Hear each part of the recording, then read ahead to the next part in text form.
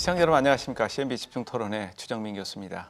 네, CNB 집중토론에서는 2019년 새해를 맞이해서 분야별 현황과 쟁점을 짚어보는 시간을 마련했습니다. 이 시간은 문화예술 분야를 논의를 해볼 텐데요. 2018년 한 해를 돌아보고 2019년을 전망해보는 그런 시간을 마련했습니다. 이 시간 토론을 위해서 전문가 세 분을 모셨습니다. 먼저 김지원 광주문화재단 문화사업실장 모셨습니다. 반갑습니다. 안녕하십니까. 예, 이어서 이기훈 지역문화교류 호남재단 상임이사 모셨습니다. 반갑습니다. 안녕하세요. 예, 마지막으로 우리 민인철 광주담연구원 책임연구원 모셨습니다. 반갑습니다. 반갑습니다. 예, 오늘 이제 우리가 2018년 한번 점검해 보고요. 2019년 전망해 볼 텐데 우선 2018년 짚어보도록 하겠습니다. 가장 큰 특징이 이제 민선 6기가 마감을 하고 민선 7기가 출범했습니다. 그래서 이 문화 분야에는 어떤 그 정책들의 변화가 있었는지 좀 짚어보고 얘기를 시작하도록 하죠. 먼저 김 전 실장님 말문 좀 열어주시죠. 예. 네. 민선 6기에서는 시민들의 어떤 그 문화권 보장이랄지 문화 다양성, 문화 민주주의 보장 등 문화 영역의 어떤 보편적인 권리 문제를 중심으로 광주시의 문화 정책들이 펼쳐졌습니다. 반면에 민선 7기에 들어서는 선거 공약을 내세웠던 6대 과제와 22개의 세부 실천 계획을 세워서 어떻게 보면은 문화 정책의 어떤 사업의 구체성을 더했다고 볼 수 있는데요. 특히 유의미했던 것들은 민선 7기에 들어와서 문화부시장제나 광주문화예술회관 개방형 직위 임용을 적극적으로 수용했다는 점에서 민간 협치와 문화 정책의 어떤 전문성을 강화했다는 것은 민선 7기의 어떤 가장 두드러진 특징이자 성과라고 생각합니다. 또한 그 오랫동안 그 지역 문화 현안으로서 상당히 어떤 갈등 관계를 노정했던 광주 문학관 건립 문제도 잘 마무리했다는 측면에서는 어쨌든 큰 성과라고 보고 있습니다. 예, 여러 가지 쟁점들을 짚어주셨는데 우리 민인철 연구위원은 어떻게 보고 계십니까? 네, 민선 6기 문화 정책은 여러 가지 이제 그 정책적인 어떤 사업이 추진됐거든요. 네. 특히 이제 그 아시아 문화 전당 주변에 활성화를 위한 프린지 페스티벌, 그리고 이제 전당과 지역 연계를 위한 여러 가지 사업 지원, 한국호남진흥원 설립 등 이런 부분에 있어서는 어떤 성과가 있었습니다. 그런데 이제 그 문화산업진흥을 위한 핵심 기관인 한국문화기술연구원 설립이 제대로 이제 구체화되지 못한 점은 아쉬운 점이고요. 그리고 그 문화 정책의 어떤 수립, 그다음에 실행에 있어서 민간 문화 협치가 좀 잘 이루어져야 되는데 그런 부분에 있어서 좀 미진한 부분이 있었다 이렇게 보고요. 네. 그리고 이제 문화전당의 컨텐츠 창제작 허브의 어떤 구축에 있어서 법 제도적 지원 이런 것들이 좀 제대로 이루어져야 되는데 좀 아쉬운 부분이 있다 이렇게 볼 수 있겠습니다. 민선 7기의 어떤 그 문화정책 방향은 제가 이제 그 혁신위원회 그 보고서에서 보시다시피 그 수요자 중심 문화정책 여기에 좀 방점이 있는 것 같고요. 네. 그리고 이제 그 지역의 문화예술 생태계 조성을 위한 그런 여러 가지 예술인 복지 강화 정책, 그리고 지역 전문 인력 양성 이런 것들이 보다 좀 강력하게 추진될 것이라고 예상되고요.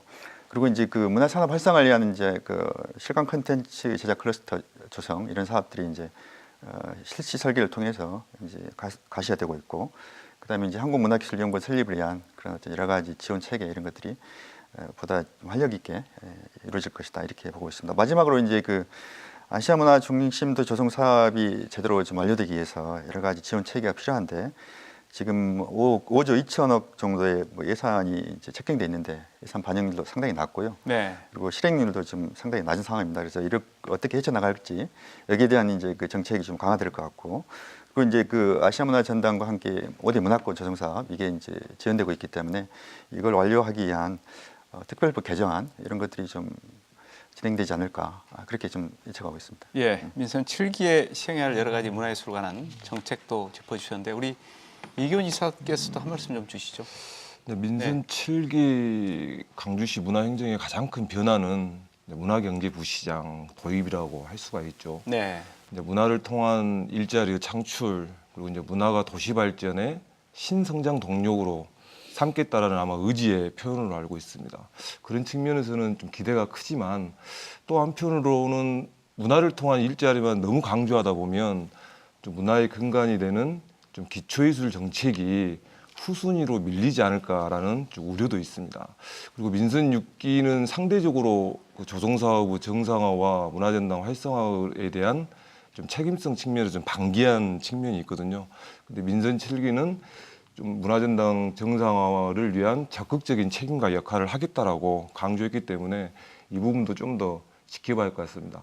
하지만 민선 7기 들어서 강주형 일자리 문제나 네. 도시철도 이웃 문제가 현안으로 다가서면서 정작 민선 7기 이용섭 시장의 색깔이 드러나는 문화 현장, 문화 정책의 큰 변화는 느낄 수가 없었습니다. 작년 12월 달에 이용섭 시장이 송신년사에서 조만간에 그 품격 있는 행복한 인문 도시 강주 비전을 발표하고 이에 따라서 문화행정의 일관성과 예측 가능성을 높이겠다고 했기 때문에 이걸 좀 더 지켜본 후에 민선 7기 문화정책에 대한 전반적인 변화를 평가하고 좀 점검을 해야 될 거라고 생각이 듭니다. 예, 이제 본격적으로 올해 문화예술 정책에 대한 여러 가지 시행책들이 이제 실제로 현장에서 적용이 될 텐데요. 그런 측면에서 봤을 때 그러면 민선 7기 문화예술 정책의 특징에 대해서 우리가 좀 짚고 넘어가야 될 것 같습니다. 이건 우리 김지원 실장님이 좀 말씀해 주시겠습니까? 일단 그 방금 이기훈 상임이사도 말씀하셨습니다마는 사실은 장기적 측면에서 보면 광주 미래경제의 어떤 문화 산업으로서 역할의 어떤 문화의 어떤 방점이 좀 찍혀져 있고요. 그럼에도 불구하고 전체적인 정책 기조는 시민들의 어떤 문화적 삶이랄지 또는 지속 가능한 예술 생태계를 어떤 구축하는 데도 또한 방점이 찍혀져 있습니다. 네. 보도에서 말씀드렸다시피 어쨌든 지금 민선 7기의 그 공약 22개를 중심으로 각각의 일종의 제가 봤을 때는 그런 게 일종의 어떤 선도 프로젝트라고 생각하는데요. 그전에는 추상적인 어떤 정책 차원들을 갖다 문화 현장에서 적용했다라고 하면은 지금은 구체적인 공약의 형태를 일종의 선도 프로젝트로 실행을 하고 그 실행을 통해서 일종의 파급 효과를 노리는 방식이라고 생각합니다. 사실은 이제 이런 측면에서 보면 그런 어떤 선도 프로젝트의 좋은 효과가 전체의 어떤 문화 생태계를 확산하는 전략도 필요한데요. 그럼에도 불구하고 여전히 광주는 타 지역에 비해서 기초예술에 대한 어떤 여건들이 그렇게 좋지 않습니다. 그래서 좀 더 지역의 어떤 그 문화예술 정책을 강화하고 아시아 문화 중심 도시로서의 광주 위상을 높이려면은 우선은 기초예술에 대한 재원 투자가 조금 더 늘어나야 할 것 같고요. 또 하나는 최근에 이제 지난 2014년에 지역문화진흥법이 통과되면서 우리나라 문화예술 정책 영역에서 새로운 영역이 등장합니다. 그것은 그동안 40년 넘게 한국 사회에서 문화예술 지원 정책이라는 것은 주로 예술인들, 그러니까 창작을 지원한 사업이었다면은 2014년 이후에 문화정책의 패러다임들은 예술인들을 위한 지원 영역뿐만 아니라 생활문화라고 하는 일반 시민들이 문화 향유의 대상자로서만 아니라 직접적으로 문화예술의 창조 행위에 참여하는 일종의 문화예술 주체로 등장하기 시작합니다. 네. 그런 의미에서 생활문화에 대한 일종의 재원 투자들도 좀 확대되는 것이 균형적인 문화 정책의 발달을 위해서 꼭 필요한 정책이지 않을까 생각해 봅니다. 네, 자연스럽게 뭐 민선 7기에 대한 바람으로 이어지고 있는데 우리 이기훈 이사께서 좀 말씀을 좀 주시죠. 그 민선 7기 문화예술 특징을 저는 두 가지로 네. 그 생각하고 있습니다. 강주다움 그리고 품격 네. 이 두 가지를 굉장히 많이 강조하셨습니다. 이제 강주다움이라는 것은 이제 강주가 가지고 있는 도시의 역사성 그리고 내재된 역사문화 자원을 적극적으로 활용한다는 측면에서는 저는 굉장히 긍정적으로 생각을 합니다.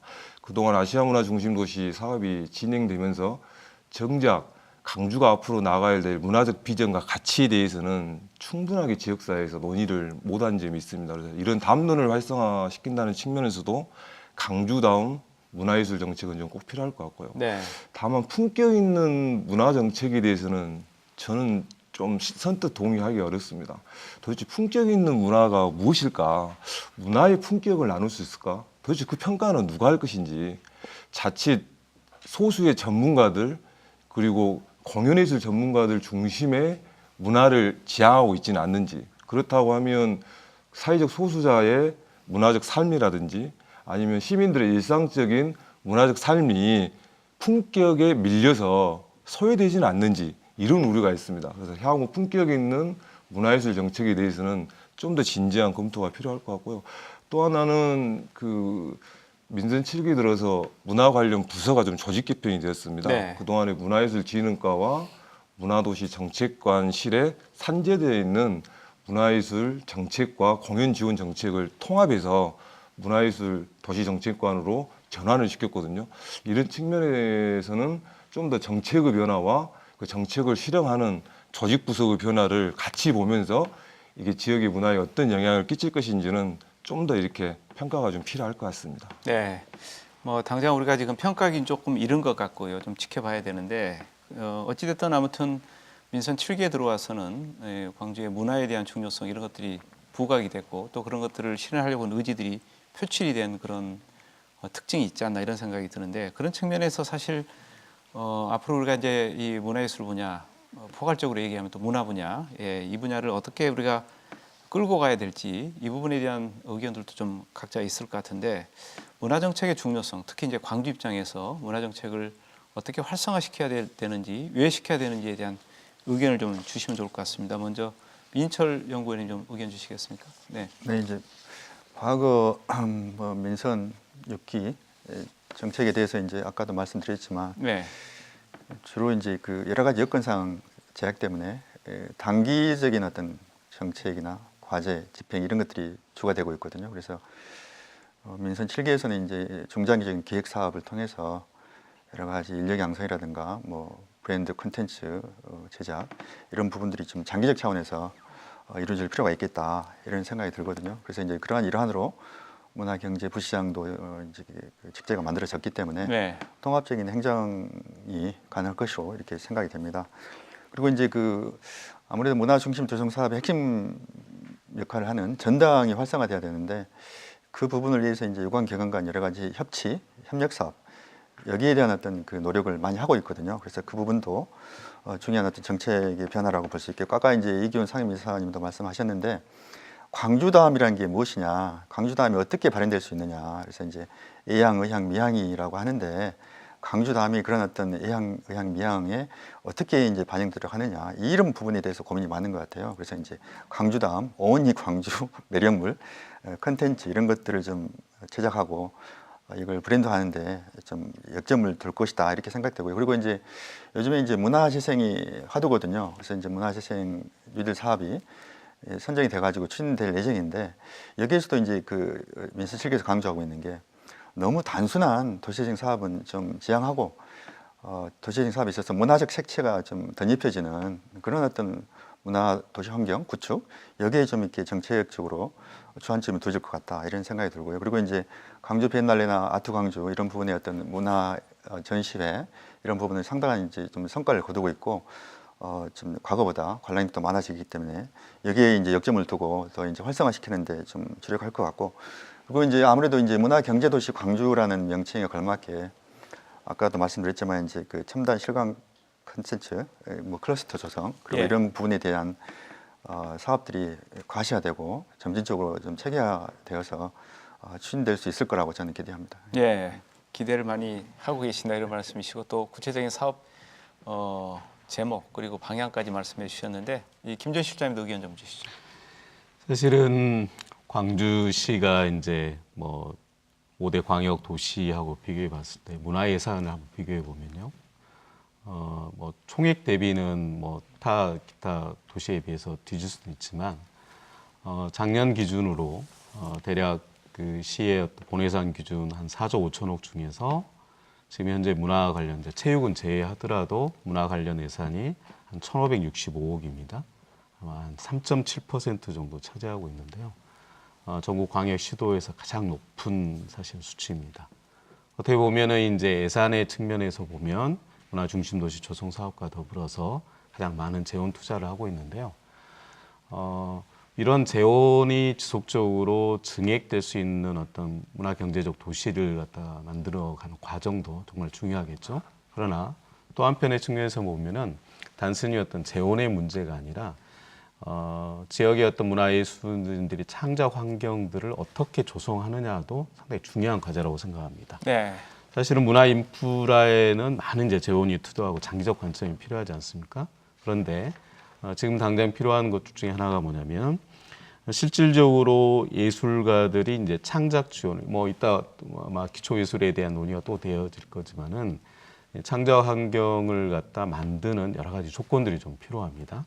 그런 부분에 있어서의 어떻게 보면은 예술 창작과 더 중요한 게 뭐냐면 결국은 예술 창작의 행위가 시민들의 문화 향유가 되고 문화 향유만이 아니라 실질적으로는 또한 시민들이 문화 소비 또는 문화 구매를 할 수 있는 일종의 창작과 문화 생태계의 어떤 구매의 어떤 게 선순환 구조가 만들어져야 하거든요. 그런 문제들을 결국 궁극적으로 문화 경제 도시로 가기 위한 하나의 과정이라고 생각하는데 이런 문화 경제 도시로 가기 위한 지금의 어떤 지역의 문화예술 환경들을 어떻게 조금씩이라도 정책적 차원에서 개선해 나갈 것인가 이런 부분에 대한 심도 있는 논의가 필요할 것 같고요. 네. 또 하나는 이제 국가 정책적 차원에서 보면 사실은 이제 정부가 이제 문화 비전 2030이라고 하는 것을 발표를 했습니다. 어떻게 보면 향후 지역 문화 분권과 더불어서 문화 정책에 굉장히 새로운 어떤 혁신들이 불어닥칠 것 같은데요. 광주에서도 그런 문화 비전 2030의 어떤 정책 기조를 이어갈 수 있는 광주형 2030의 중장기 정책 보고서들이 마련돼서 네. 아시아 문화 중심 도시 조성 사업계만이 아니라 광주 아까 말씀드렸던 광주다운 또는 광주형의 어떤 문화 정책의 새로운 기조를 갖다 또 정립하는 것도 아마 필요한 과제이지 않을까 생각합니다. 예. 이기원 이사님. 네. 김지원 실장께서 말씀하셨던 광주형 2030 문화정책 비전이 필요하고 그리고 지금 우리 지역의 문화 생태계가 굉장히 취약하기 때문에 이걸 개선하기 위한 활동이 필요하다는 데에서 전적으로 동의합니다. 저는 그 전에 전제돼야 될 게 오랫동안 지역에서 예술 활동을 하고 있는 우리 예술인들에 대한 좀 존중하는 사회 네. 그리고 또 문화예술을 공공재라고 인식하는 정책의 전환이 전 전대되지 않는 한 아무리 정책과 그 관련된 예산이 수반된다 하더라도 그 예전에 비한 좀 더 나아지는 문화예술은 기대할 수는 없다라는 좀 생각이 듭니다. 그래서 그런 점을 우리가 먼저 좀 생각하고 그런 변화가 실제 문화예술 정책에 반영될 수 있게끔 됐으면 좋겠고요. 실례로 그 지역의 문화예술인들에게 굉장히 많은 재능 기부와 헌신을 봉사를 요구하지만 정작 그 문화예술인들의 역량을 강화시키고 좀 뭔가 이렇게 그 활동을 풍성하게 할 수 있는 굵직굵직한 행사에는 지역 예술인들은 배제되고 타지에 있는 예술인들을 우대하는 풍토도 있거든요. 네. 이러한 부분부터 개선되지 않는 한 강주의 문화예술 발전은 저는 요원하기만 하다. 그래서 정책과 제도도 중요하지만 문화를 창작하는 예술인들이 지역에서 오랫동안 그 활동을 할 수 있게끔 존중할 수 있는 우리 사회적인 여건과 풍토를 만드는 것도 굉장히 좀 필요하다고 생각합니다. 네. 문화예술에 대한 지원 또 정책에 대해서는 우리 뒷부분에 가서 다시 한번 구체적으로 토론하기로 하고요. 예, 우리가 이제 2018년 어떤 변화들이 있었는지 또 어떤 정책들이 있었는지 짚어봤는데 조금 더 구체적으로 우리가 문화예술 분야의 두 가지 어떤 사업에 대해서 얘기를 좀 하면서 세부적인 측면에서 우리가 어떤 점을 고려해야 되는지에 대한 얘기를 한번 해보도록 하겠습니다. 작년에 열렸던 대표적인 문화예술 행사가 비엔날레입니다. 여러 가지 좋은 평가를 받고 있고 또 이제 국제적인 행사로 자리매김하고 있는데 어떻게 보고 계시는지 우리 민희철 연구위원께서 좀 얘기해 주시겠습니까? 저는 이제 비엔날레 전시가 열릴 때마다 계속 네. 관람을 하거든요. 작년에는 2번 정도, 두세 번 정도 간 것 같습니다. 그래서 이제 관심이 많은데요.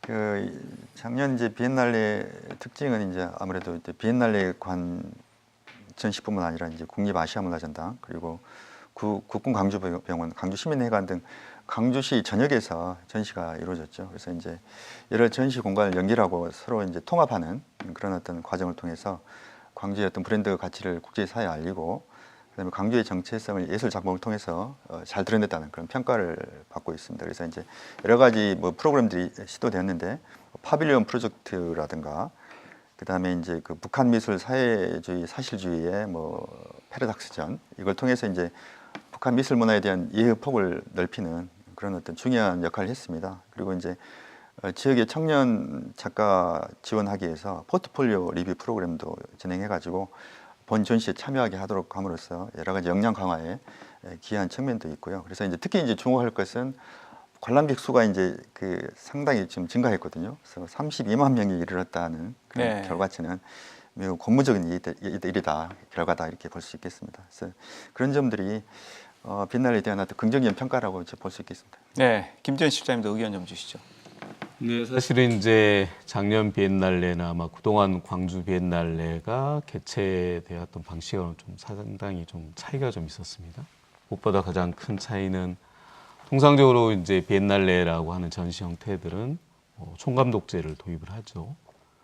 아마 예적으로는 아마 공동감독제까지는 했던 것 같습니다. 그런데 어떻게 보면 11명의 어떤 그 각각의 다수의 큐레이터가 한 7개의 전시를 갖다 재구성하는 방식은 굉장히 비엔날레에서는 좀 이례적이라 할 수 있죠.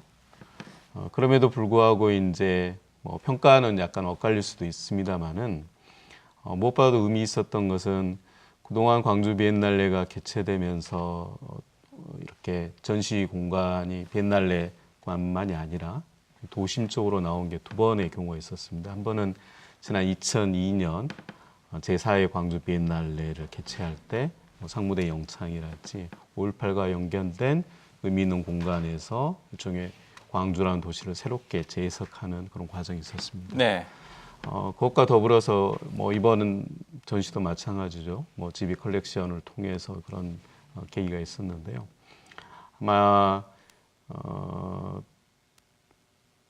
일반 전문가들의 평가는 좀 달리 볼 수 있습니다만은 일반 시민들의 입장에서는 비엔날레 어떤 전시가 단일한 어떤 동선의 어떤 공간을 두고 한 전시관에서만 된 게 아니라 도심의 어떤 역사적 의미 있는 공간에서 그걸 갖다 문화예술적으로 새롭게 재해석하고 새로운 의미를 부여하게 했다는 것은 어쨌든 광주 비엔날레의 지금의 어떤 전시 형태의 새로운 확장성을 보여주는 그런 의미에서는 굉장히 좀 후한 점수를 줘야 하지 않겠냐 이렇게 생각하고 있습니다. 네, 아마 이제 시민사회단체 입장에서는 조금 다른 생각도 하실 것 같은데 좀 아쉬웠던 부분이 있었다면 좀 어떤 부분이 있었는지 좀 짚어주시죠. 이기훈 이사님. 네.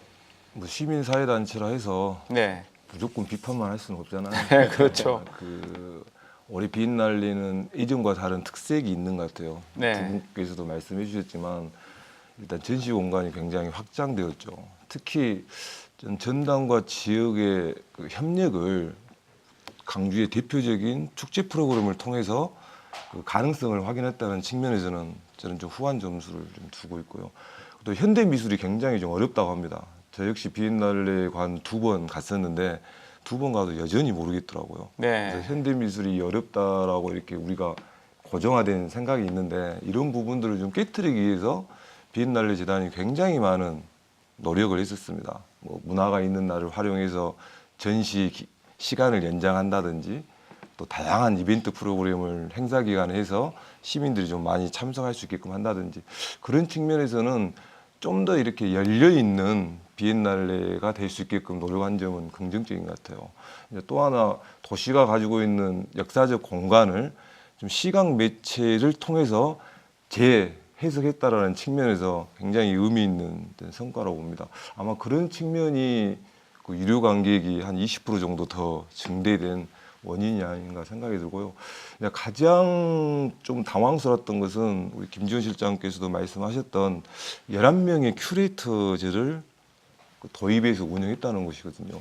이게 어떤 의미일까라는 좀 고민이 됐었습니다. 그래서 좀 다양한 시각으로 비엔날레를 접근할 수 있다라는 장점이 있었던 반면에 또 전시 주제의 일관성 측면에서는 그 굉장히 그 높은 평가를 받지를 못했던 것 같아요. 그래서 이번에 문체부에서 작년에 열린 9개의 비엔날레 평가를 할 때도 광주 비엔날레의 아쉬운 점을 좀 전시 주제의 일관성의 문제로 좀 이야기했던 것 같거든요.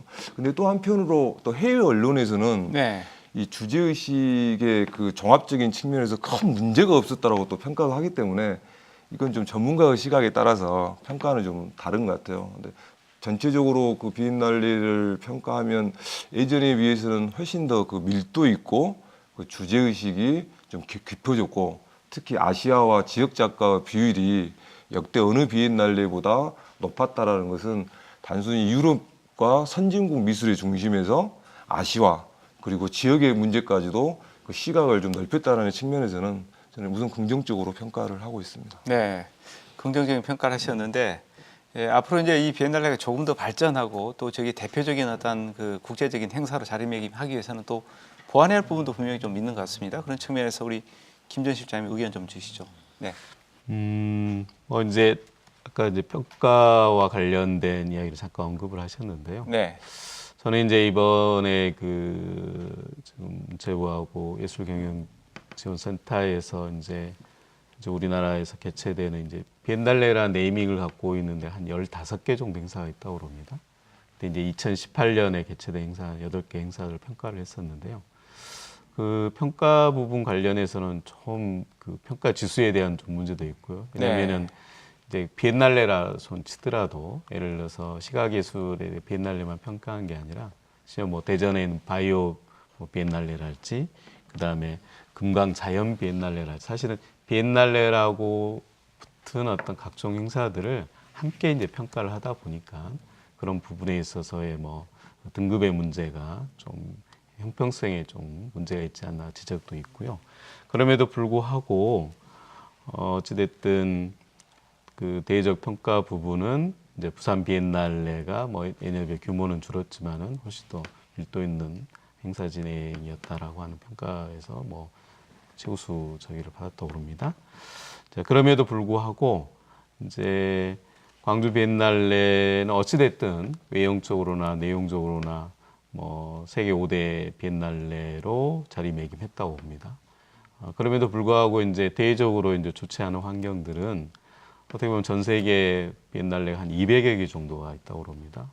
많은 문화 도시들이 도시의 어떤 브랜드 마케팅 전략으로 비엔날레를 활용하고 있는 거죠.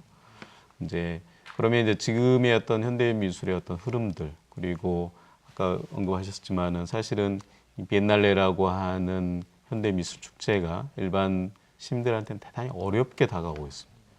비엔날레가 갖고 있는 공통적인 특징들 중에 하나가 결국은 현대 미술의 어떤 실험적 예술들을 전시를 하게 되고 결국은 그런 어떤 전시의 가장 기본적인 어떤 베이스들은 결국 문화 담론을 갖다 제기할 수밖에 없는 전시 형태다 보니까 어렵죠.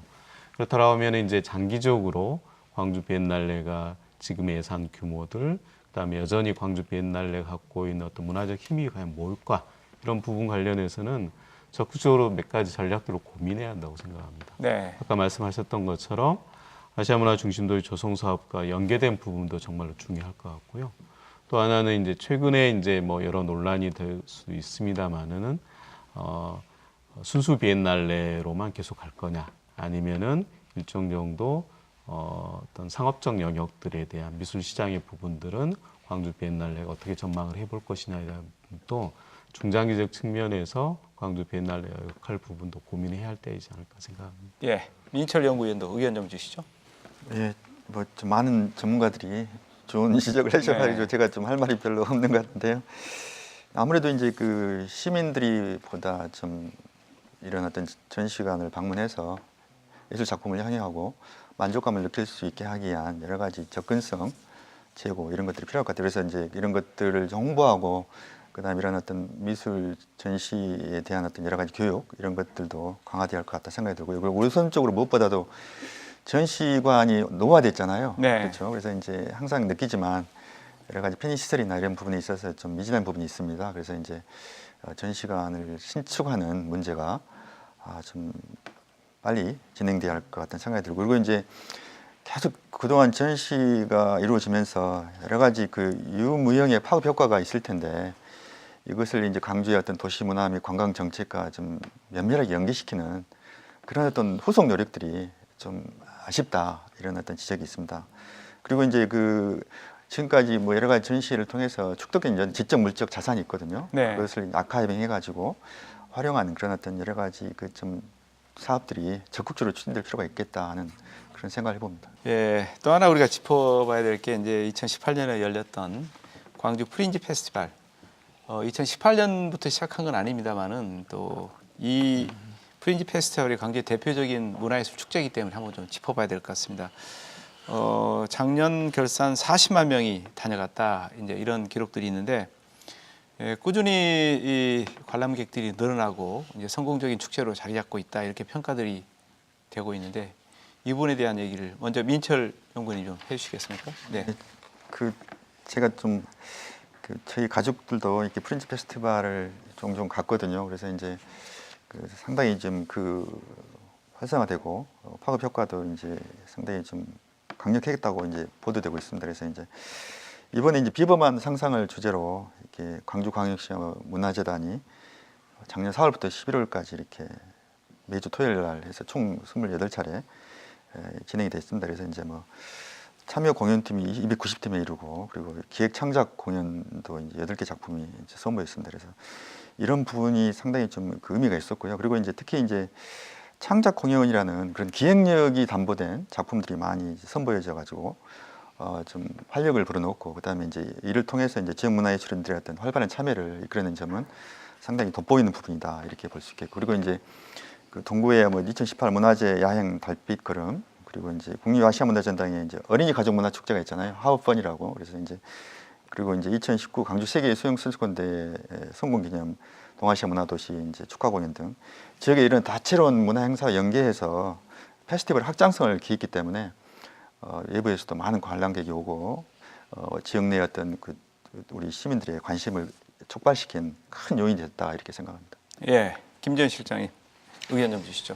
예, 사실은 이제 2016년부터 시작돼온 광주 프린지 페스티벌이 분명히 양적 질적으로 이제 성장해 왔다는 건 사실입니다.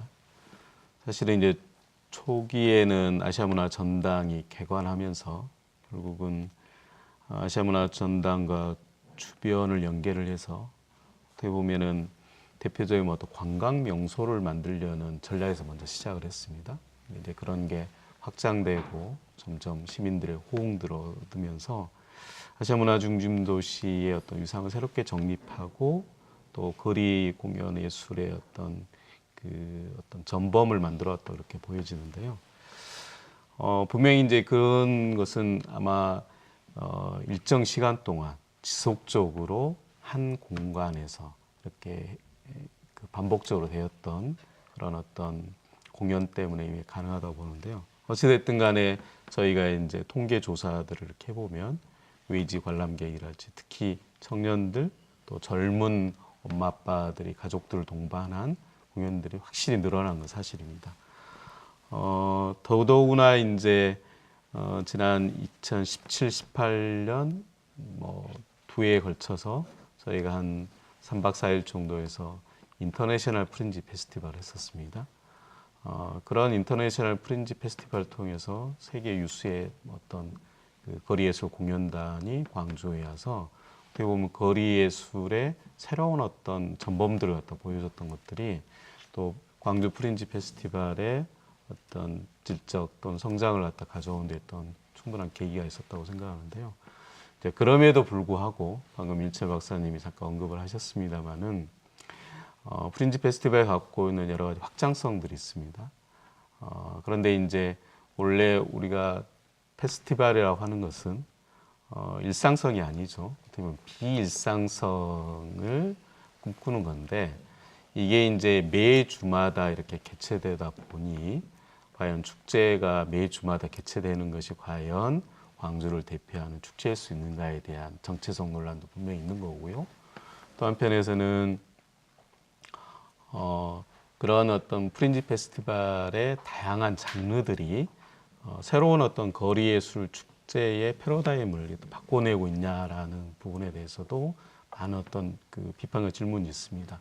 그래서 지금 올해 19년도부터는 이제 매 주마다 했던 방식들을 갖다 이제 바꿔나가려고 하고 있고요. 시즌제로 네. 봄, 여름, 가을 정도 이렇게 운영될 것 같은데요. 아마 그런 어떤 새로운 어떤 변화들을 통해서 프린지 페스티벌의 어떤 새로운 모형들을 또 만들어가는 올해가 되지 않을까 그렇게 생각합니다. 예, 이기훈 이사님. 프린지 페스티벌을 주관했던 단체에서 성과뿐만 아니라 또 그동안 지역에서 좀 비판적으로 문제 제기했던 부분까지 먼저 말씀을 해주시니까 네. 시민문화단체 입장에서 좀 이야기하기가 좀 어려운 측면이 좀 있습니다. 이제 그럼에도 불구하고 프린지 페스티벌에 대한 소견을 말씀을 드리면 우선 도심에 그 금남로로 하면 뭔가 있다라는 기대감, 그리고 광장과 거리 문화에 대한 좀 새로운 가능성을 보여준 건 분명히 있는 것 같아요. 그래서 양적인 측면에서 굉장히 많이 확대되었다는 생각이 들고요. 하지만 프린지 페스티벌이 과연 전당 주변을 활성화를 시켰냐에 대해서는 저는 의문점이 있습니다. 행사가 열릴 때와 열리지 않을 때의 차이가 워낙 크기도 하고요.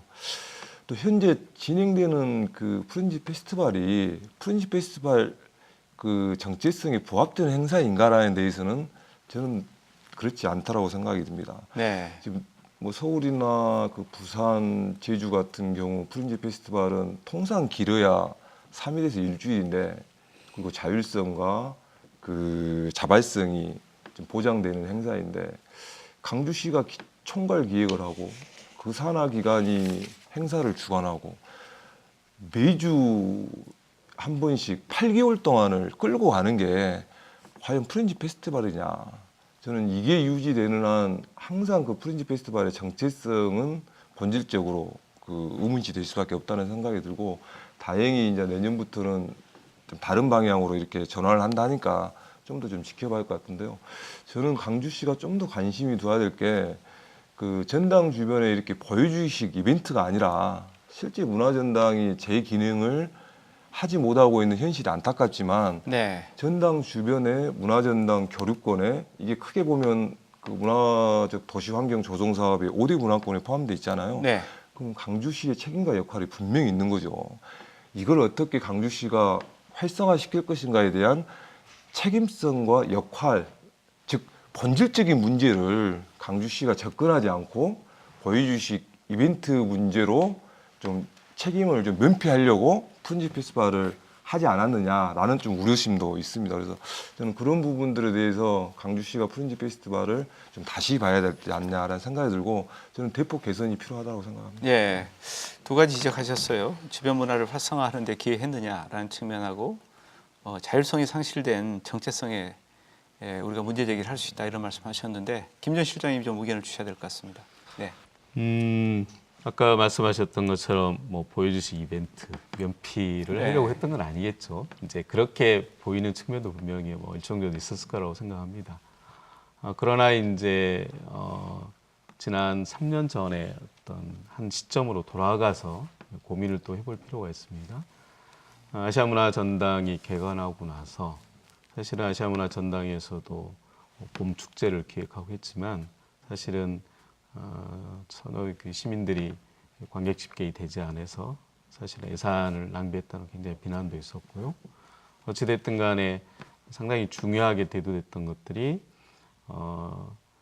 아시아문화전당이 개관한 이후에 특히 또 5.18 광장에 새로운 어떤 광장 문화를 형성해서 일단은 사람들의 어떤 집계 효과를 갖다 필요하다는 그런 어떤 공감대가 있었고요. 그러면 그 공감대를 실질적으로 이끌어낼 수 있는 방법이 뭐겠냐라고 하는 여러 그 고민들 속에서 아마 페스티벌 이야기가 나와서, 당시에 아마 그 에든버러의 프린지 페스티벌의 모델로 해서 그 프린지 페스티벌이 생겼습니다. 네. 그리고 아시아 문화 전당하고 협력 사업의 일환으로 인터내셔널 프린지가 생겼던 거죠. 사실은 이제 지난 3년 동안 운영하면서 이균 사장님께서 말씀하셨지만 8개월 가까이 매주 이렇게 많은 인력들이 투여돼서 공연한 사람들이야 뭐 이제 한 번을 오든 뭐 한 달에 두 번을 올 수도 있지만은, 거기에 이제 실무를 담당하고 있는 저희 재단 직원이나 또는 현장의 감독님을 비롯한 많은 스태프진들은 매주마다 이제 그런 행사를 하게 되죠. 그래서 굉장히 많은 피로도도 쌓인 건 사실이고요.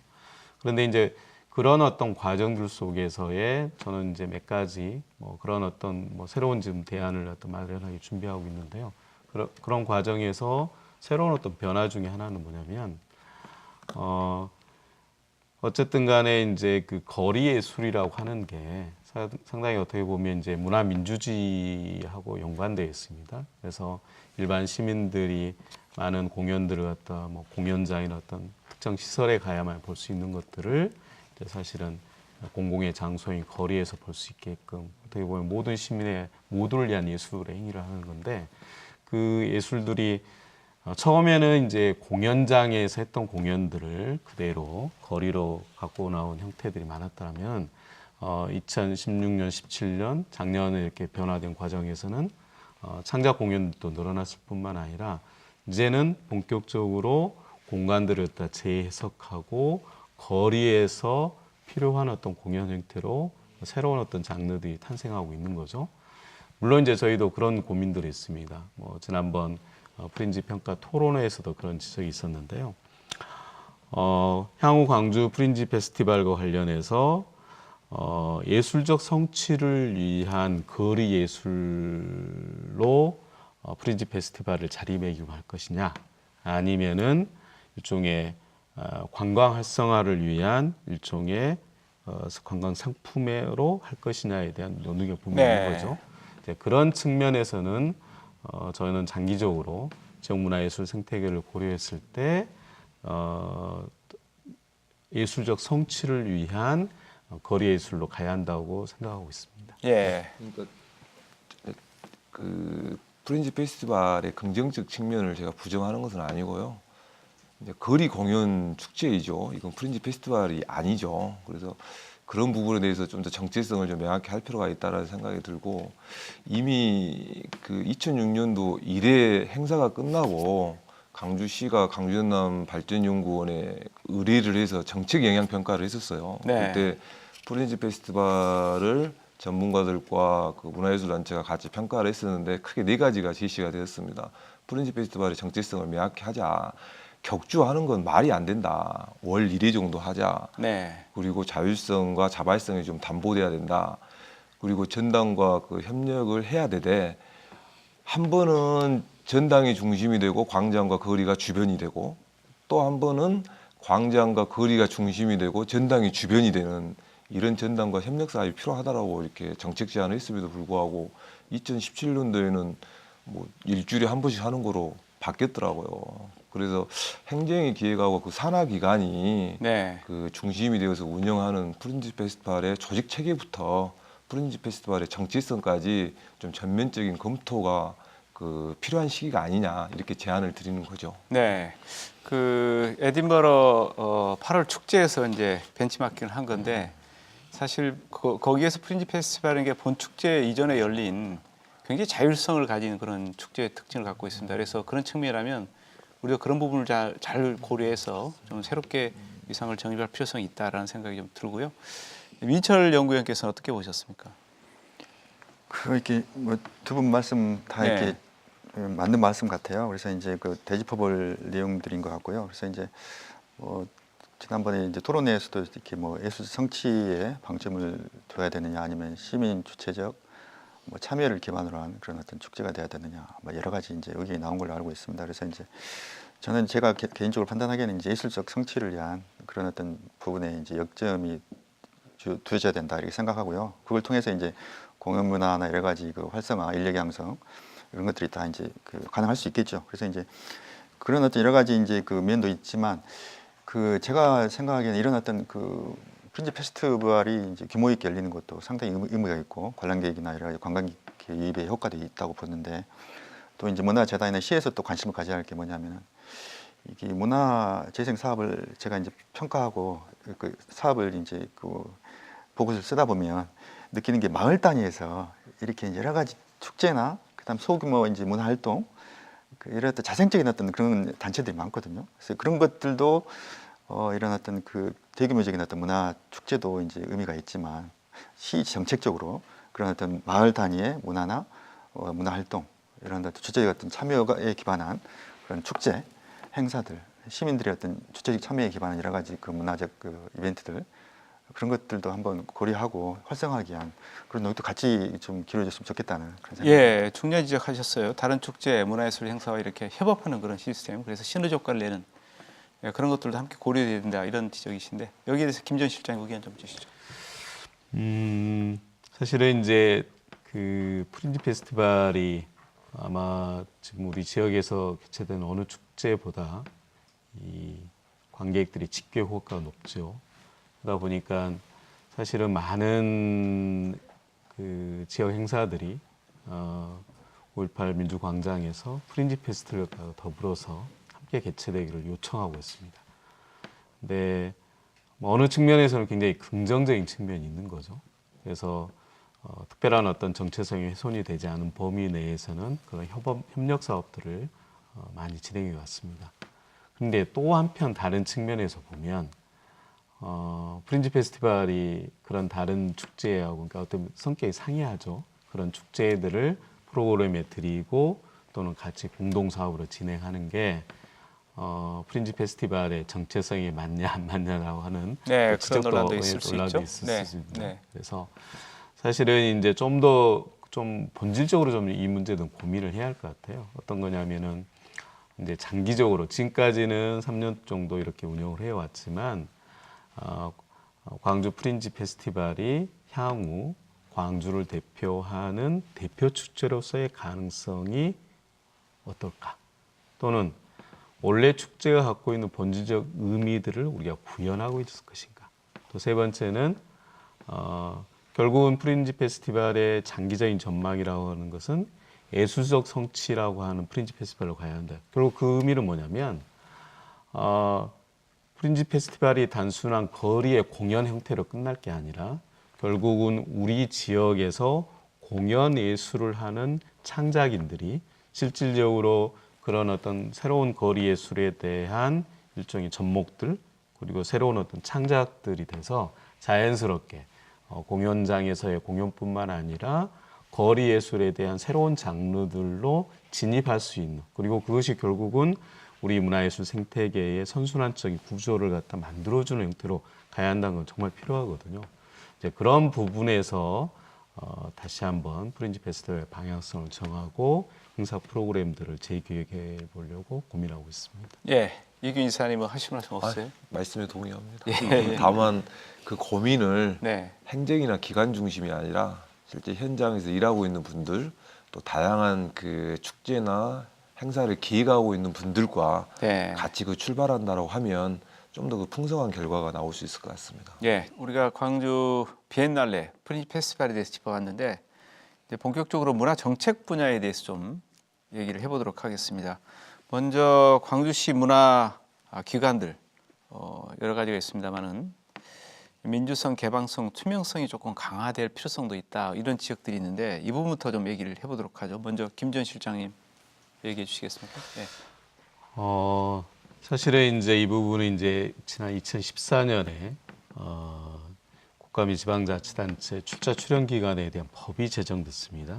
그러면서 이 경영 평가를 갖다 이제 매년 받게 돼 있고요. 그 결과가 이제 공개되고 있습니다. 최근에는 이제 인권 경영이 도입되기 시작했고요. 문재인 정부가 출범하면서 그동안 많은 어떤 평가 부분의 어떤 정량적인 어떤 측면이 강했다면 최근에는 이런 출연 기관들의 어떤 사회적 가치 실현에 대한 평가 지표가 또 추가가 됐습니다. 네, 그랬죠. 또 다른 측면에서 보면 이제 그 정보공개법에 의해서 지금 광주시 같은 경우는 아마 주차 출연 기관들이 300만 원 정도 이상의 수익 계약까지도 전부 다 공시하게 홈페이지에 공개하게끔 되어 있고요. 이런 어떤 법적 제도적 측면에서는 아마 갈수록 여러 가지 어떤 그 시스템이 강화되고 있는 것 같습니다. 문제는 뭐냐면 이제 이런 법적 제도적 시스템만이 중요한 게 아니라요.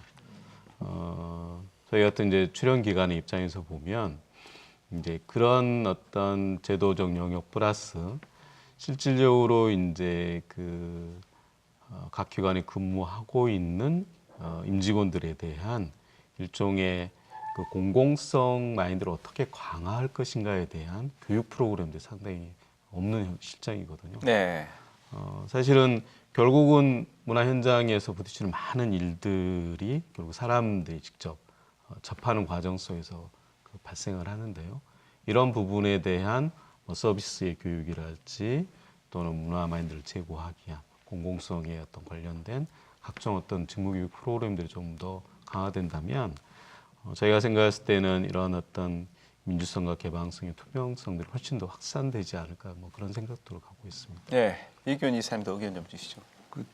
광주시 문화기관의 민주성, 투명성 그리고 개방성을 위해서는 우선은 광주시가 네, 각 문화기관이 자율적으로 운영할 수 있게끔 권한을 줘야죠. 그리고 거기에 따른 결과를 보고 책임을 물으면 됩니다. 네. 근데 인사나 운영과 관련해서 직접적 개입을 하고 있는 상황에서 현실적으로 지역의 문화기관이 얼마나 민주적으로 운영이 되고 자율성, 개방성을 가질 수 있을 것인가라는 의문이 남죠. 그리고 문화기관도 좀 자체적인 노력이 좀 필요할 것 같아요. 그 이사회나 자문위원회 구성할 때 뭐 청년이나 여성, 좀 장애인들의 좀 참여 비율을 좀 높여서 좀 다양한 목소리가 반영될 수 있는 좀 시스템의 개선이 좀 필요할 것 같고요. 그리고 그 문화기관에 가장 또 이렇게 협력해야 될 그 대상은 또 지역의 시민문화예술 단체 아니겠습니까? 이분들을 공모나 그 시혜적 접근이 아닌 지역의 문화 발전을 함께하는 동반자라는 인식이 좀 전제돼야 될 것 같고요. 그러려면 정보를 최대한 많이 공유하고 함께 나눠야 됩니다. 그런 게 되지 않으면 동반자가 될 수가 없거든요. 또한 지역의 시민문화예술단체와 좀 소통의 정례화 이런 부분도 좀 적극적으로 좀 검토가 좀 필요할 것 같습니다. 그래서 민주성, 개방성, 투명성은 그 정치적 수사가 아니라 실제 시스템을 통해서 보장이 돼야만이 좋은 방향으로 나아갈 수가 있다라고 생각이 듭니다. 네, 좋은 말씀이십니다. 민철 연구위원도 한 말씀 좀 주시죠. 네, 네. 제가 뭐 이제 문화도시 조성 관련된 이제 정책 연구를 하면서 이렇게 문화기관의 전문가 그 실무자들 이렇게 그 연구 조사를 해봤거든요. 그래서 이제 여러 가지 그 좋은 말씀을 주셨는데 가장 이게 좀 두드러지는 게 그 문화행정이 관행적으로 이렇게 계속 추진되고 있다. 그래서 관행적인 어떤 문화행정 마인드를 바꾸지 않고는 기관들의 어떤 자율성이나 독립성 이런 것들이 좀 담보되기 어렵다 이런 의견을 주셨어요. 그래서 이제 이거는 이제 바꿔 말하면 그 시 입장에서도 그렇지만 이제 지원은 하되 뭐 어떤 내부적인 어떤 뭐 자율성을 침해하지 않는 그런 것들이 보장돼야 된다 이렇게 이제 생각할 수 있겠습니다. 그리고 이제 중요한 것은 기관장의 마인드가 중요한 것 같아요. 그래서 이제 기관장이 선임될 때 자격을 갖고 있고 그만한 어떤 능력을 갖고 있는 사람을 선임을 해야지 그 문화기관이 이제 자율성을 확보할 수 있고 제대로 운영될 수 있다 이런 생각이 들고요. 그리고 이제 지역의 문화예술 기관들 보면은 주로 이제 그 지원 사업을 많이 하고 관리하는 그런 입장이 많은 네. 것 같아요. 그래서 이제 뭐 지원 사업을 관리하고 이렇게 감독하고 그런 것들보다는 기획하는 그런 어떤 사업, 기획 사업의 어떤 포션이 더 많아져야 된다. 그래서 이제 그런 것들을 고민하는 시간, 그리고 이제 서로 구성원끼리 서로 논의하고 협업하는 그런 식의 어떤 상향식의 의견 개진 이런 어떤 그 조직 구조가 만들어져야만이 방금 말씀하신 여러 가지 민주성이나 개방성, 투명성 등도 가능하지 않을까 그런 어떤 개인적인 생각을 합니다. 예. 그 한 가지만 더 말씀을 드리면 그 이제 광주시의 책임과 의지가 굉장히 중요한데요. 그 실례로 민선 6기 때 시립문화예술회관 문제가 그 파행이 되었을 때 행정과 시의회 시민문화단체가 TF를 구성해서 수십 차례의 논의를 통해서 시립문화예술회관 관장을 개방형 공직자로 하기로 했거든요. 네.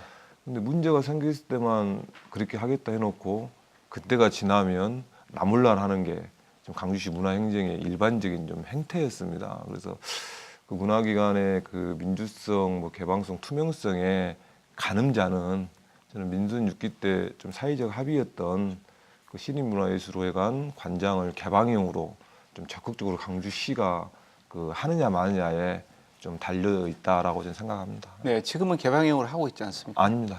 현재도 임명직이고 네. 그 정년 퇴임 그 얼마 안 남은 분들이 그동안 왔었거든요. 근데 네. 이번에는 지금 하기로 했는데 좀 지켜봐야 될 것 같습니다. 네, 뭐 하기로 했으니까 그렇게 진행하겠죠. 네.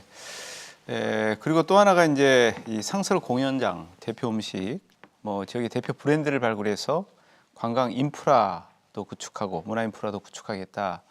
뭐 이런 부분에 대한 이 계획 발표도 있습니다. 이 부분에 대해서 저 민철 박사님 의견 좀 주시죠. 네. 이게 이제 시에서도 많은 고민을 하고 있는 것 같아요. 이제 뭐 강주다움, 강주로움 네.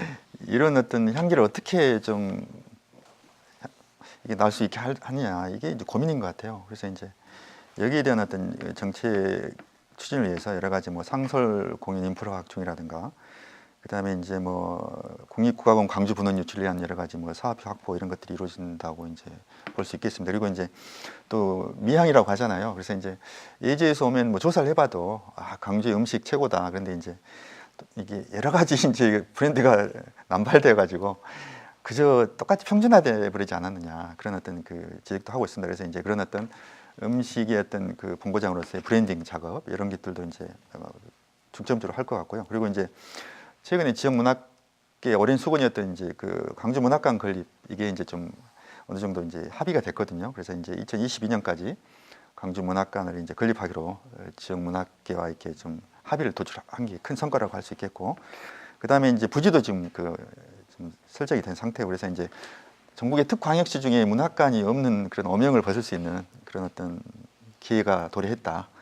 그런 어떤 점들이 있어서 이런 어떤 관련 정책들이 앞으로 광주의 브랜드를 좀 구축하는데 중요한 기회를 할 것이다 이렇게 생각합니다. 네, 뭐 긍정적인 평가를 하셨는데 그러면 광주남 연구원에서 좋은 아이디어를 좀 많이 주셔야 될 것 같은데 그런 노력도 어떻게 하고 계십니까?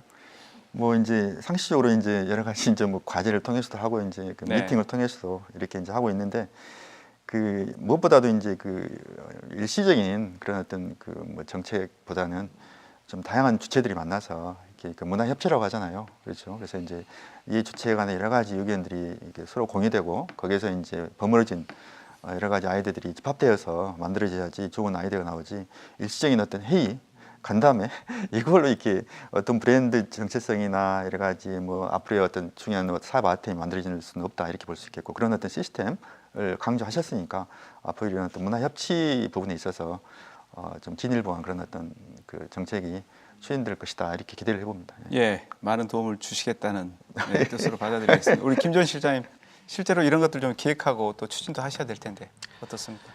일단은 그런 것 같습니다. 지금 이제 시에서는 특히 이제 저희 쪽하고 연관된 이제 상설 공연 부분인데요. 네, 지난 연말에 한 3회 정도 시범 공연을 했었죠. 그리고 지금 현재는 이제 광해스포 주제간 공연장을 한 2월 말까지 해서 지금 한 10억 정도 예산을 들여서 그 리모델링 공사를 하고 있는데요. 사실은 이제 어느 지역이나 특히나 이제 그 가까운 전북 같은 경우에는 이런 상설 공연들을 갖다 매년 하고 있습니다. 그리고 그 상설 공연을 일종의 이제 일자리 창출 사업하고 연계를 해서요. 가령 뭐 전북에서 가령 하나의 어떤 그 예술단 또는 뭐 예를 들어서 창작 뮤지컬을 하는 단체 한 30명 정도의 단원들을 일자리 창출 사업 일환으로 연계를 해서 그런 상설 공연을 1년 내내 이렇게 운영하는 형태가 있거든요. 그래서 저는 이제 재원 마련을 상설 공연의 어떤 퀄리티, 또 콘텐츠도 중요하지만 그걸 하는 방식에 있어서 문화예술 영역에서만 고민할 게 아니라 지역 그 청년 문화예술인들의 일자리 창출 사업과 연계해서 네. 지속성을 좀 갖게 한다면은 그러나 당연연도의 일자리 문제가 아니라 그런 어떤 숙련과 또 콘텐츠를 축적하는 과정 속에서 또 다른 형태의 뭐 상설 공연이 확장되지 않을까 생각하고 있는 거고요. 또 하나는 이제 어찌됐든 간에 사실은 이 광주가 문화중심 도시를 조성함에 있어서 결국은 궁극적으로 문화경제 도시로 나아가게 한 부분들이 한 축은 문화산업의 영역이지만 또 한 축은 이제 문화관광입니다. 그래서 어찌됐든 간에 문화관광을 전담할 수 있는 기구를 갖다 어떻게 재구성할 것인가에 대해서 아마 3월 말까지 연구여행을 통해서 결과를 도출한다고 그러는데요. 그런 어떤 과정들을 통해서 새로운 어떤 광주 관광의 어떤 계기를 좀 마련했으면 좋겠다는 생각이 듭니다. 예, 이런 계획들도 우리 이기훈 이사께서는 어떻게 보고 계시는지. 예, 뭐 두 분 말씀에 동의하고요.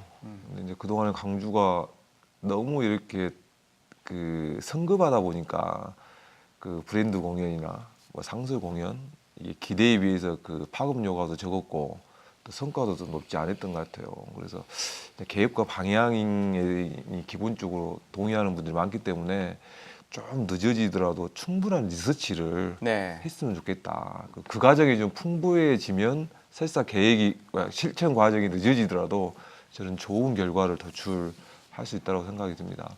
그리고 이제 한정된 재원으로 이 모든 문제를 푸는 게 굉장히 어렵잖아요.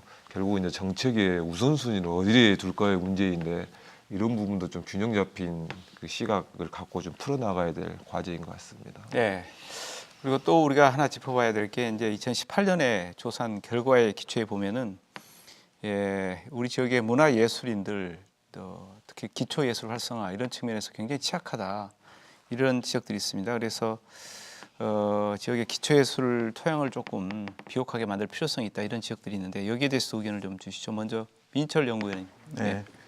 저도 이제 그 지역 문화예술인 실태 조사를 네. 좀 해봤고요. 문화재단에서도 2018년에 이제 그 예술인 복지 실태 조사를 진행을 했습니다. 그래서 이제 뭐 아까 그 교수님께서 말씀하신 대로 이렇게 문화 도시를 지향하고 있는데 그 예술인들의 어떤 생활이나 복지 형편은 상당히 열악하다 이렇게 이제 볼 수 있겠습니다. 그래서 그 문화재단에서 이제 2018년에 복지 실태 조사를 했는데 주요 결과를 보면은 아무래도 전업 예술인의 비율이 전국 평균보다 좀 낮은 편이다. 이게 이제 가장 중요한 결과고요.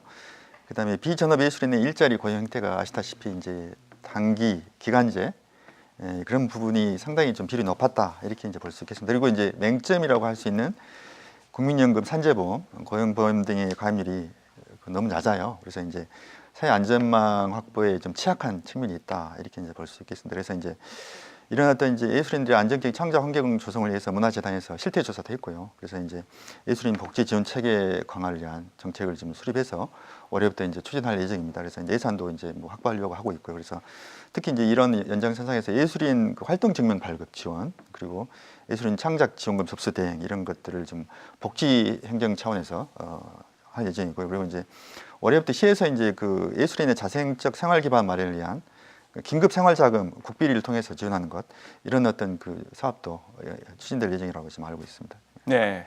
김전 실장님께서 이제 구체적으로 그런 계획들을 세우고 계시니까 어떤 방안들을 마련하고 있는지 추가적으로 좀 설명을 해주시죠. 사실은 이제 그 개별 예술인들에 대한 복지 문제는 서울에 있는 한국예술인 복지재단에서 전담을 하고 있고요. 지금 현재 저희 광주문화재단에서는 창작지원금을 네. 지원하는 사업들을 하고 그다음에 청년 예술인들의 일자리 창출 사업을 하고 있습니다.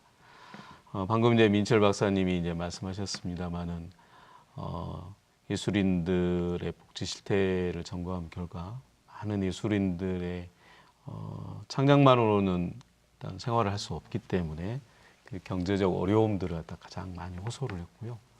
두 번째는 이제 창작을 하려면 이제 창작 공간이 필요한데 그 창작 공간을 운영하거나 임대하기에 의한 비용을 굉장히 부담스러워하고 있고요. 특히 이제 여성 예술인들 같은 경우는 육아 문제로 말미암아 경력 단절이 되는 문제를 가장 큰 어려움을 호소하고 있습니다.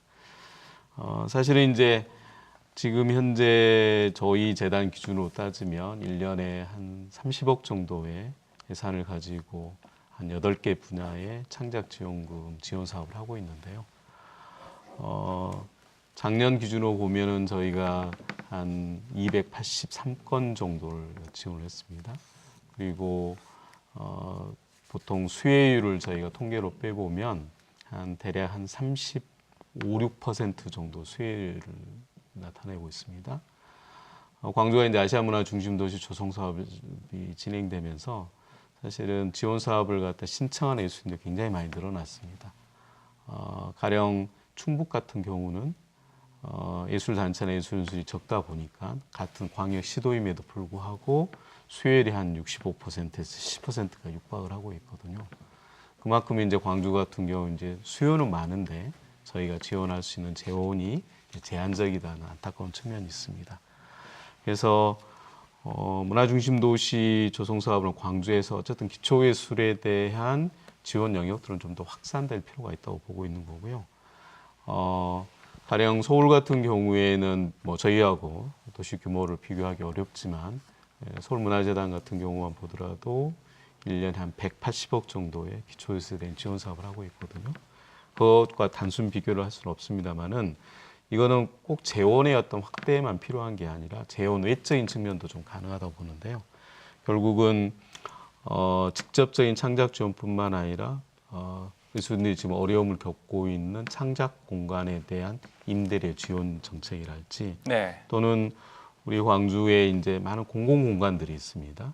그 공공 공간들을 활용한 새로운 어떤 창작 공간 지원 영역을 어떻게 확장할 것인지의 문제랄지 특히나 이제 결국은 이제 장기적으로 봤을 때 대학을 졸업하고 한 5년 이내에 이제 전문 창작인으로 활동하려고 하는 신진 예술가들을 어떻게 하면은 전문 창작인으로 육성하기 위한 지원 트랙을 만들어줄 거냐 부분들도 다 이례적 지원이 아니라 최소한 지원을 하게 된다면 2년 내지 3년 이상의 장기 지원들 그리고 그런 예술인들을 또 해외에 파견할 수 있는 어떤 그런 과정까지 고민하고 있는데요. 저희가 이제 지난 2017년, 18년에 기초예술조사들, 예술인 복지 실태조사들을 통해서 저희가 이제 그런 통계들을 거의 다 분석을 끝냈습니다. 그래서 올해 같은 경우에는 저희 재단이 지난 2011년 출범한 이래 한 8년 가까이 지금 형태의 지원 사업 트랙을 유지해 왔거든요. 그렇다면은 지금의 어떤 변화된 문화 환경 정책들을 좀 반영을 해서 올해 지원 사업에 대한 지금 연구 영역을 좀 진행하려고 합니다. 그래서 혹여 창작 지원 영역을 이외에 예술인들의 어떤 복지 영역과 또는 아까 말씀드렸던 것처럼 창작 공간에 어떤 임대료까지 지원할 수 있는 영역들을 새롭게 한번 개발을 해보려고 고민 중에 있습니다. 예, 이기훈 지사님 의견 좀 주시죠.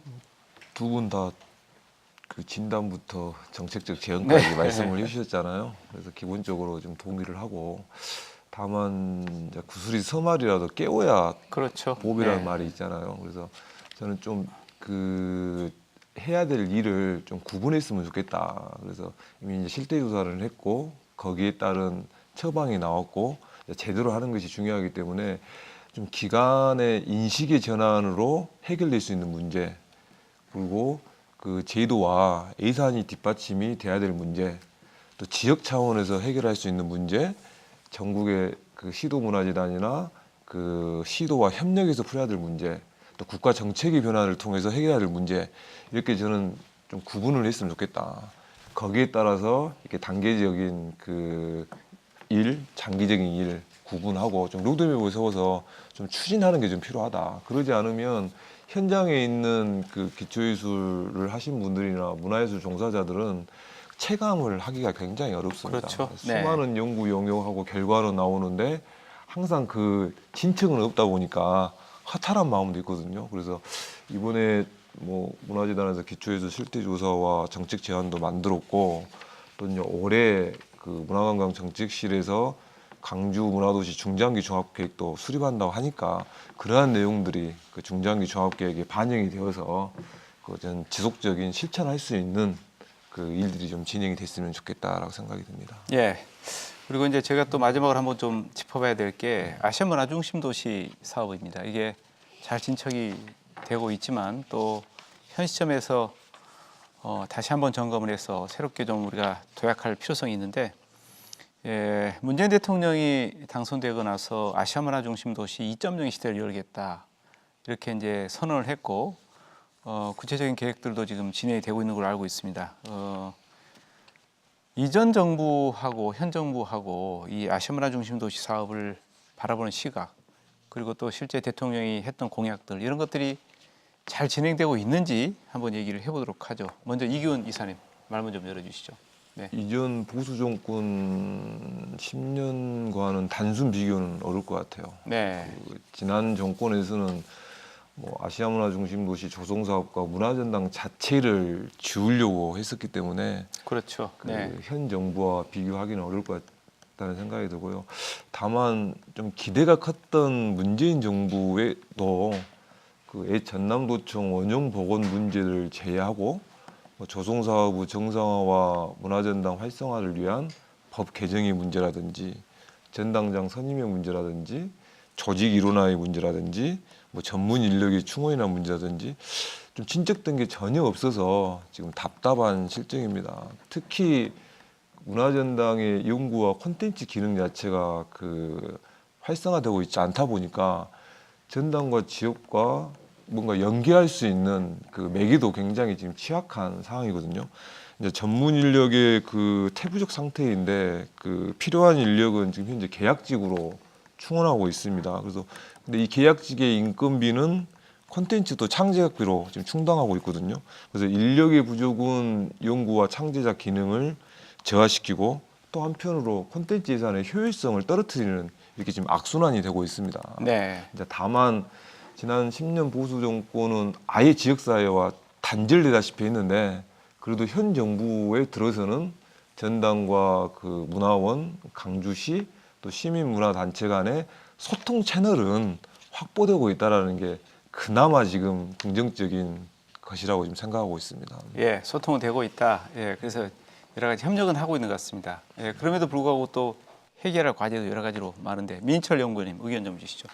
예, 제가 뭐 이제 간접적으로 이제 그 뭐 여러 가지 회의나 전문가들 의견을 들어보면 과거 이제 정부보다 이제 이렇게 뭐 문체부하고 이렇게 소통이 있어서는 약간 나아진 것 같긴 해요. 그래도 이제 그렇지만 그럼에도 불구하고 정부가 갖고 있는 아시아 문화 중심도 조성 사업에 대한 관심이 좀 정도가 나아졌지 구체화되지 못하는 그런 어떤 상황이다. 그래서 이제 가장 필요한 건 뭐냐면 개인적으로는 이렇게 지역 여러 가지 그 전문가들도 있고 시도 있지만 이렇게 여러 가지 시민단체도 있고 그래서 역량을 좀 모아서 하나의 어떤 그 구심점을 가져야 될 것 같다. 왜냐하면 지금 그 국회 법 개정안이 지금 상당히 많이 올라 있거든요. 네. 예, 특별법 유효기간이라든가 CT연구원 이제 그 문화산업진흥기본법 개정안이라든가 이런 게 있는데 이게 진척이 안 되고 있어요.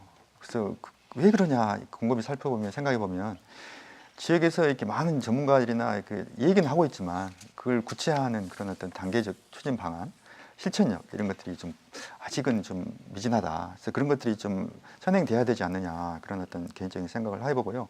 그 전당의 그 창제적 중심의 어떤 그 시스템 구축 이것은 오랫동안 얘기되어 왔는데 그 이런 어떤 시스템 구축을 하기엔 여러 가지 그 노력이 필요할 것 같아요. 그래서 이제 지역 문화계와의 협력 사업 이런 것들도 상당히 좀 앞으로 개선돼야 된다. 그래서 아까 말씀하신 뭐 지역 문화예술인의 자존감을 살려주는 그런 차원에서 접근해야 될 것 같고 그리고 이제 여러 가지 아시아 문화 자원을 발굴하고 이걸 IP를 통해서 컨텐츠한 여러 가지 플랫폼 역할 그리고 이제 그 문화 컨텐츠라는 게 이제 말씀하신 대로 이렇게 좀 인문적인 요소하고 기술이 접합돼야 되거든요. 그래서 그런 어떤 문화 기술과 접목된 영복합 컨텐츠 제작 그리고 전문 인력 양성이라는 문제가 상당히 좀 큰 문제가 된다고 볼 수 네. 있습니다. 그래서 이제 지역문화예술기관에서도 여러 가지 전문 인력 양성 프로그램을 하고 있거든요. 문화재단, 정보문화산업진흥원, 아시아문화원 여러 가지 하고 있는데 좀 특화성이나 어떤 분야의 어떤 집중도에 있어서 좀 보완할 점이 있다고 좀 생각도 그리고 이제 인력은 배출되지만 그 배출된 인력이 지역에서 그 일자리를 잡고 있느냐, 그 수요와 공급 미스매치 현상. 그래서 이제 그런 부분을 어떻게 개선할 것이냐. 그래서 여기에 자리가 없으면 다른 지역에 가서라도 잡을 수 있는 그런 어떤 그 여러 가지 그 지원책 이런 부분들이 좀 고려되지 않고서는 문화 전당의 어떤 활성화라든가 여러 가지 조성 사업의 여러 가지 장기적인 효과가 당장에 나타나기는 쉽지 않다 이렇게 생각됩니다. 통상 이제 전 세계의 어떤 국제적인 문화 기관들이요. 보통 개간 특수를 누린다고 그럽니다.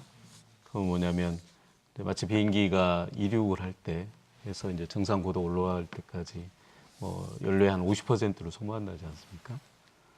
그러니까 개간하기 전에 한 1년 정도 대대적인 어떤 홍보 마케팅을 통해서 세계적인 어떤 콘텐츠로 아마 아시아 문화 전당이 한번 승부를 걸었으면 어땠을까는 아쉬움이 있는 거죠. 물론 이제 여러 어떤 아까 이규현 유사님이 말씀하셨던 것처럼 보수 정권의 정치적 환경 또는 또 조기 개간에 대한 많은 어떤 일련의 어떤 과정들이 그런 것을 실행하지 못하게 하는 요인이었죠 생각하는데요. 어쨌든 그런 타이밍을 놓쳤다는 부분들은 되게 아쉽다고 생각합니다. 과연 이제 우리가 이런 어떤 조건들이 갖춰졌을 때 과연 개간 투수를 누릴 수 있는 계기가 될지는 한번 지켜봐야겠습니다만은 저는 우선적으로 이제 말씀드리고 싶은 게 지금 현재 아시아문화 전당하고 아시아문화원의 그 정규 인력들이 아마 전당은 한 50명 정도 지금 현재 인력으로 알고 있고요. 그 다음에 아시아문화원은 96명의 그 정규 인력들 일종의 컨텐츠와 프로그램 인력이겠죠. 근데 아마 아시아문화 전당과 관련된 기존의 아마 3가지 종류의 연구 영역들을 이렇게 보게 되면 많게는 한 450명에서 최소한 300명 이상의 전교 인력들이 배치돼야 한다고 연구 영역 결과가 나와 있습니다. 지금 어떻게 보면은 그의 반도 안 되는 지금 인력이 일하고 있는 거죠. 어느 공공기관도 다 마찬가지입니다. 사실은 그런 어떤 그 업무 분장이 되고 실질적으로 일을 할 수 있는 인력들이 어느 정도 배치가 돼야 실질적인 예산도 사용할 수 있는 거거든요. 그래서 지금 현재 아시아문화 중심도시 조성사업과 관련된 많은 부분에서 우선적으로 제일 고민돼야 할 게 적정 인력들이 아시아문화 전당과 문화원에 배치되는 게 최우선 과제지 않을까 그렇게 생각합니다. 예, 기본적으로 동의를 하고요. 지금 전당과 문화원의 인력 규모가 당초 계획했던 거에 비해서 한 3분의 1 정도 수준이거든요.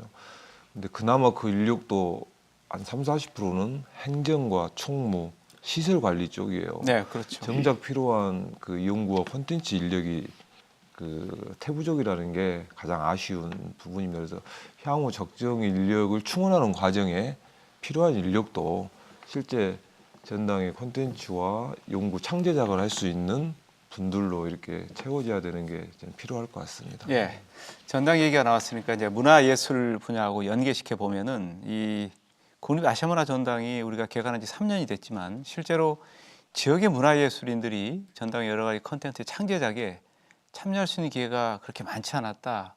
이런 평가들이 많았습니다. 이제 최근에 그것들이 조금씩 개선이 돼가고 있습니다만은 그런 부분에 대한 아쉬움이 있는데 그런 부분들 앞으로 저희가 좀 확대할 필요성이 있는데 어떻게 해야 될지 우리 김전 실장님 의견 좀 주시죠.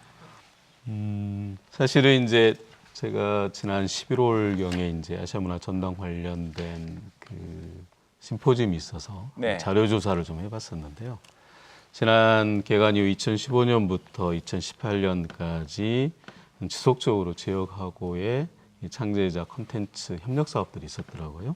그래서 보면 2015년도에 굉장히 한 15% 정도밖에 되지 않았는데 작년 통계를 다 합쳐 보니까 대략 한 28% 정도, 그러니까 총 한 635건 정도의 창제자 관련된 콘텐츠가 있었는데 그와 관련해서 한 179건, 28% 정도면 사실은 그동안에 이제 저희가 그런 정보를 잘 몰라서 그랬지만 일정 정도 그런 협력 사업을 많이 했다고 보는데요. 문제는 뭐냐면 이제 지금의 방금 말씀드렸던 것처럼 최근에 아마 아시아문화원 조직 개편을 하면서 지역과의 어떤 협력을 갖다 강화하기 위한 팀도 하나 만들었습니다. 지역문화팀이라고. 굉장히 저는 바람직한 현상이라고 봅니다. 그럼에도 불구하고 근본적으로 이제 인력의 어떤 그 수의 절대적인 부족함이 결국 지역하고 이렇게 협력 사업을 만드는 데 있어서 물리적 시간의 한계를 노정할 수밖에 없다고 보고 있거든요.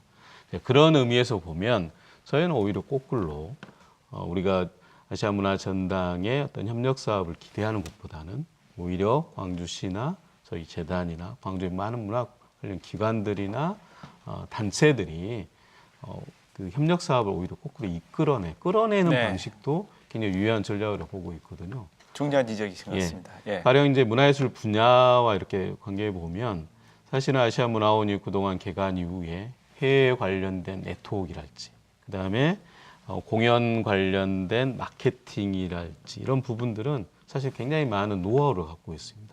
그런 부분들은 광주시나 저희 문화재단에서도 할 수 없는 영역들이거든요. 그래서 전략들을 좀 그렇게 한번 바꿔보는 것도 하나의 방법이지 않을까 생각합니다. 예, 이기훈 이사님 의견 좀 주시죠. 저는 문화전당이 콘텐츠 및 프로그램 그 운영과 관련해서 그 지역 협력 사업을 확대하는 것은 전당이 강주에 존재하는 근본 이유와 부합하다고 생각이 듭니다. 그래서 네. 그건 그런 방향으로 가야 될 것 같고요. 근데 하나 이제 우리가 좀 그 전제돼야 될 게 전당은 좀 더 이렇게 지역을 이해하는 노력이 좀 필요할 것 같아요. 그 국가기관이라는 특성 때문에 좀 지역을 좀 도외시를 좀 많이 해왔거든요. 이제 지역도 전당이 추구하는 미션과 목표에 대한 이해를 해야 될 것 같습니다. 단순히 전당이 지역 예술인들을 위한 프로모션 기관이 되어서는 안 되지 않습니까? 근데 이런 생각의 차이를 어떻게 그 일치시킬 것인지 이건 결국은 협력의 방식이 기존과는 좀 새롭게 접근해야 한다는 생각이 들고 좀 시스템화 돼야 된다는 생각이 듭니다. 한 해로 지금 뭐 전당 내에 좀 강주시가 파견한 공무원들로 문화도시 협력단이 구성되어 있고요. 아까도 말씀하셨지만 또 아시아문화원 조직 개편을 하면서 민주평화교류 내 지역협력팀이 구성되어 있거든요. 근데 정작 이런 그 상층 단위의 협력의 문화가 그 전당이나 문화원의 조직문화 전체의 변화로까지는 아직 되고 있지 못한 상황이고요.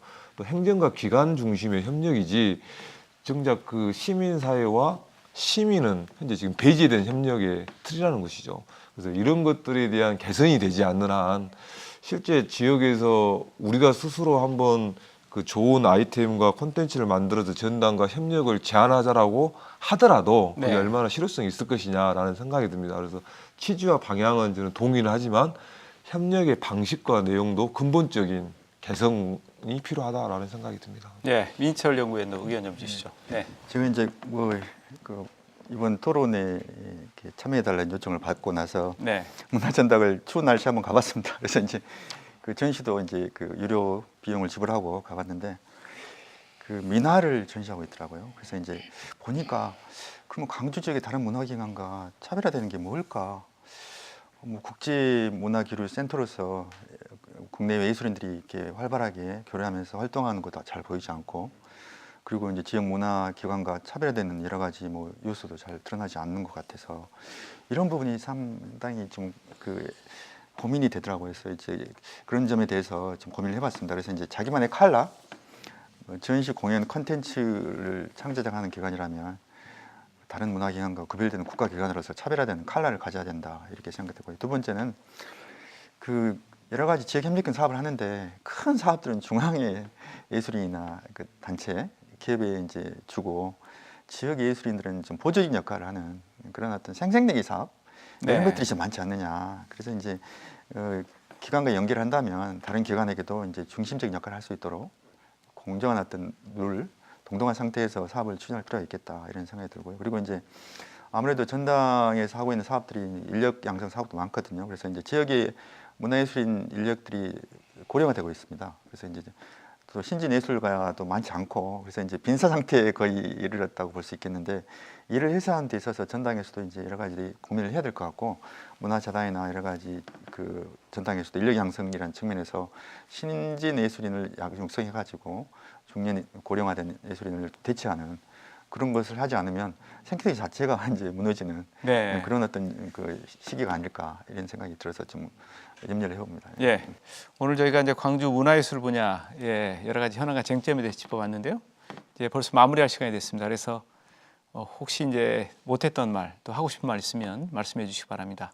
먼저 김전 실장님, 말씀 주시죠. 네, 뭐 특별히 뭐 더 논의할 문제는 아닌 것 같고요. 어쨌든 새해 들어서 여러 전문가들과 더불어서 이 문화예술 분야 현안 문제에 대해서 이렇게 심도 있는 논의를 갖게 돼서 굉장히 기쁘게 생각합니다.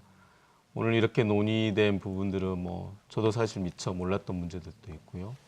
또 여러 제안들 중에 당장 지금의 어떤 재단의 어떤 문화예술 지원 정책이랄지 또 진행하는 사업들에 반영될 수 있는 좋은 내용인 것 같습니다. 그래서 이런 부분들을 좀 더 구체화된 어떤 정책의 지침이랄지 내용으로 바꿔서 실질적으로 문화 현장에서 문화 정책의 어떤 다양함과 어떤 내용들이 실현될 수 있도록 노력하겠습니다. 예, 말씀 감사합니다. 이기훈 이사님, 말씀 주시죠. 올해 세계 수영 선수권 대회가 열리잖아요. 그 전 세계의 수많은 사람들이 강주를 주목하게 될 것 같습니다. 그래서 문화도시 강주의 자존감을 드러내는 그 해가 됐으면 좋겠고요. 이제 민선 7기 그 문화 색깔이 본격적으로 드러나는 또 해이기도 합니다. 그래서 행정과 문화기관 시민문화단체가 소통과 협력을 통해서 그 지역문화 발전을 위한 원년이 됐으면 좋겠다라는 그 개인적인 그 생각을 가지고 있습니다. 네. 마지막으로 민철 연구위원님, 네, 말씀 저도 주시죠. 짤막하게 이제 말씀드리겠습니다. 이제 네, 올해를 그야말로 아시아 문화 중심 도시 뭐 조성을 위한 제도약의 해로 삼고 이렇게 좀 신기일전해서 여러 가지 다양한 사업을 좀 추진할 필요가 있겠고, 특히 이제 산적한 여러 가지 법안이라든가 이런 문제가 정부하고 원활한 협력, 그리고 이제 지역 문화예술계 관계자들과 협력을 통해서 빠른 시간 내에 성과를 낼 수 있는 그런 결과가 나오기를 기대해 봅니다. 네. 예, 오늘 말씀 감사합니다. 문화예술 분야 참 쟁점도 많고요, 또 해결할 과제도 정말 많은 것 같습니다. 예, 그렇지만 이제 민선 7기에서는 다른 어느 분야보다도 문화 분야에 대한 정책을 최우선시 두고 시정을 이끌겠다 이렇게 공표를 하고 있기 때문에 이전과 다른 문화예술 분야의 정책들이 또 나오고 또 시행되리라고 생각이 됩니다. 좀 더 구체적이고 실천 가능한 그런 정책과 방안들이 마련돼서 추진됐으면 하는 그런 바람을 해보고요. 오늘 토론 마치겠습니다. 감사합니다.